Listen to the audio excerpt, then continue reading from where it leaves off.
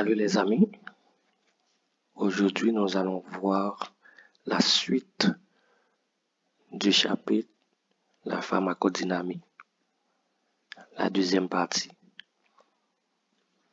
C'est Dr Noël Mioto, pharmacien, médecin, obstétricien, gynécologue. Je vous demande de regarder toute la vidéo pour que vous puissiez bien comprendre comment agir un médicament et surtout de liker et de partager avec vos amis. Nous avons déjà vu la définition de la pharmacodynamie, qui est l'étude des effets des médicaments sur les systèmes biologiques, et ces effets sont appelés effets pharmacodynamiques. Dans la plupart des cas, nous avons vu que les médicaments agissent sur une protéine, c'est-à-dire par fixation qui s'effectue sur une protéine.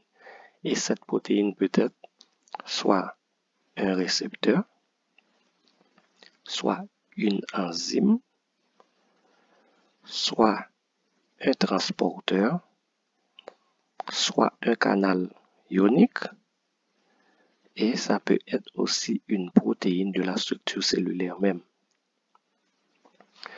Un récepteur pharmacologique, c'est une structure chimique protéinique fonctionnelle sur laquelle la fixation spécifique d'une molécule médicamenteuse provoque un stimulus qui est à l'origine de l'effet pharmacodynamique.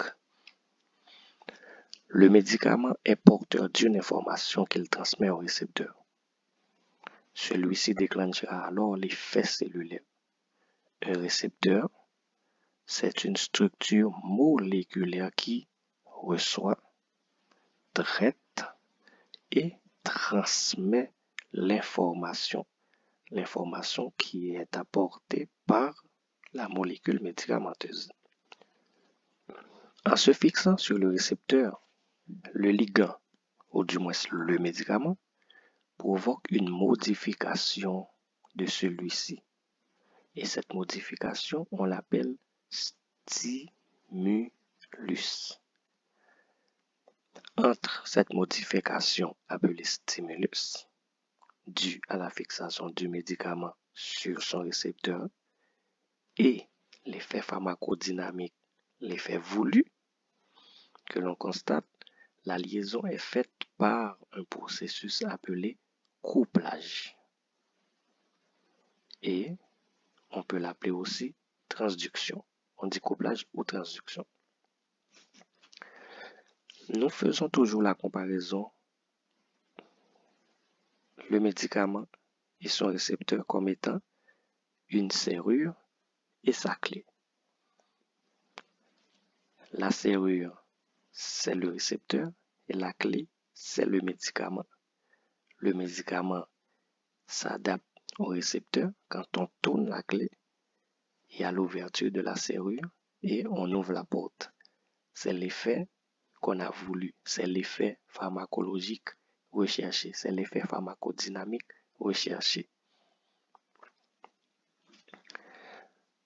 Nous pouvons dire aussi lorsque le médicament qu'on appelle ligand, par fixation sur son récepteur, on va avoir comme effet un stimulus et suite à ce stimulus, on aura un processus biochimique qui va nous conduire à ce qu'on appelle la transduction ou couplage, et c'est ainsi qu'on va avoir l'effet pharmacodynamique ou les effets pharmacodynamiques qui sont les effets que nous voulons, la raison pour laquelle on a utilisé le médicament, l'effet attendu ou les effets attendus.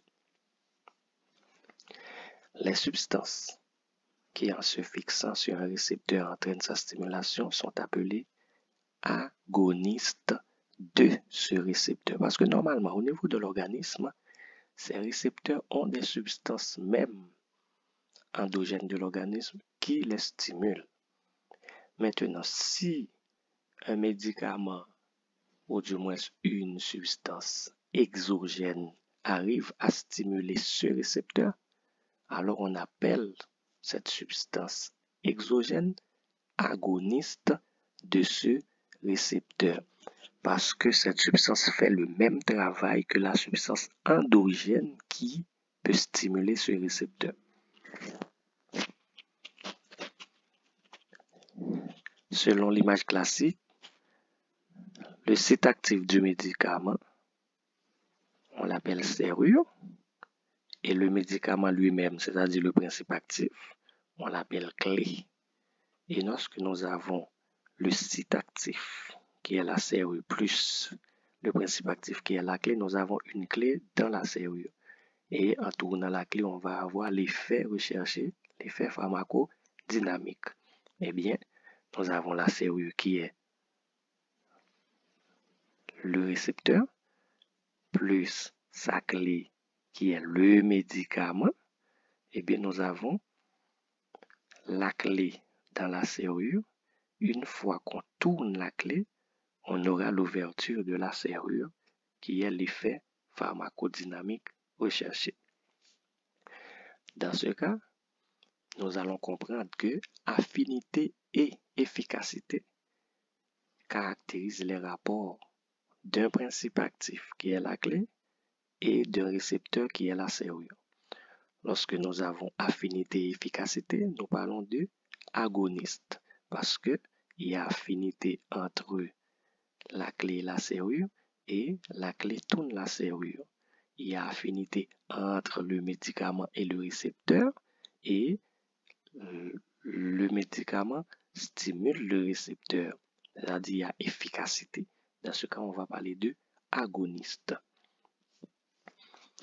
Cependant, les substances qui, en se fixant sur un récepteur, n'entraînent pas sa stimulation, mais bloquent le récepteur, empêchant ainsi l'agoniste de le stimuler, sont appelées antagonistes de ce récepteur.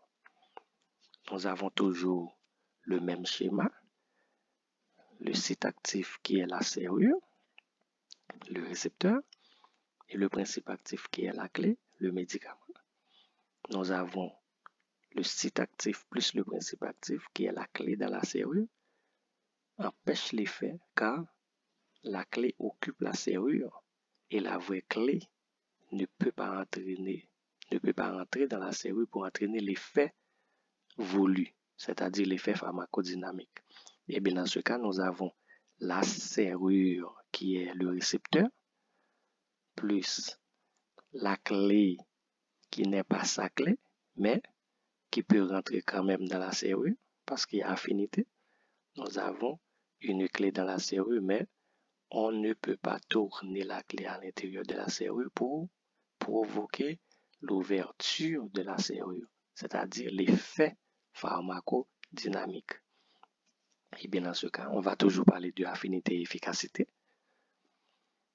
mais nous aurons une affinité parce que la clé rentre dans la serrure, c'est-à-dire le médicament, le principe actif s'adapte au récepteur, mais il n'y a pas d'efficacité, c'est-à-dire ne peut pas entraîner un effet pharmacodynamique. Dans ce cas, on va parler de antagoniste compétitif. Et on dit souvent antagonisme ou bloquant, c'est-à-dire l'antagoniste bloque le récepteur. Dans ce cas, on peut utiliser le terme bloquant, c'est-à-dire c'est un bloquant du récepteur. Ici, nous allons illustrer pour vous mieux. Nous avons une voiture et voici la serrure. C'est le récepteur. Et nous avons la clé de la voiture que nous considérons comme le principe actif, c'est-à-dire le médicament. On met la clé dans la voiture et on tourne et on arrive à démarrer la voiture, c'est-à-dire on a l'effet voulu, l'effet pharmacodynamique. Mais maintenant, lorsque nous avons une autre clé pour la même voiture, mais la clé entre dans la serrure, mais la clé est dans la serrure, on ne peut pas tourner la clé pour démarrer la voiture. On ne peut pas avoir un effet pharmacodynamique. Mais maintenant, la clé est déjà dans la serrure, on ne peut pas avoir la vraie clé de la voiture pour démarrer la voiture. Parce que la serrure ne va pas accepter deux clés en même temps. Eh bien, c'est ainsi qu'on explique l'antagoniste. Il empêche l'agoniste de stimuler le récepteur alors que lui, il s'adapte au récepteur mais n'arrive pas à stimuler le récepteur pour provoquer un effet pharmacodynamique. Je vous remercie.